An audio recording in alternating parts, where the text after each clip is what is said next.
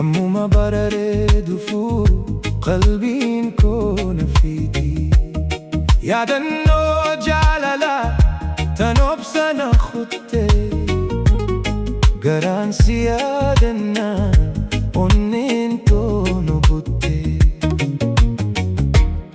Yaa taaniin jaalatu tan narraa halaalaa, siitu natti dhihata nama dhihoo caalaa.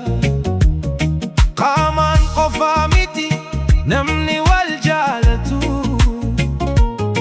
dursi qalbiidha kan wal wajjin jiraatu.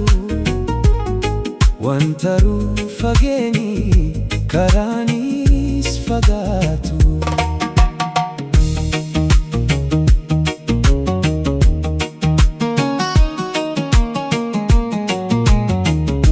Bilbilli jaalala kiyyaa kee addaan citu, sagalee tee malee aduunuu naan diitu.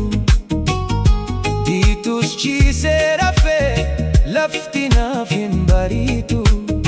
Kan akka koofi keetii akkaan wal jaalatu, kan rakkoo an arge na waliin qoodadhu.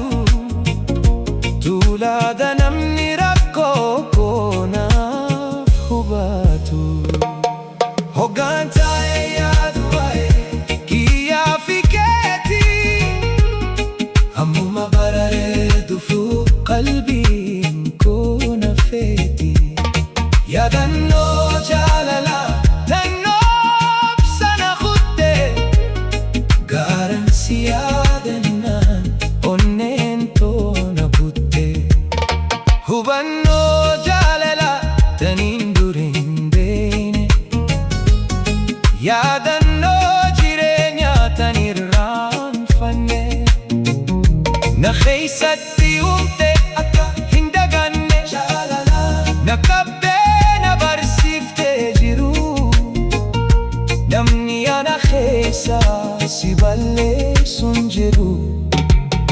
Hagam yoo fagaates wal arguu, itti fufuus yaadni kan kee na rakkuu. Hin qabu ijaan ijaate malee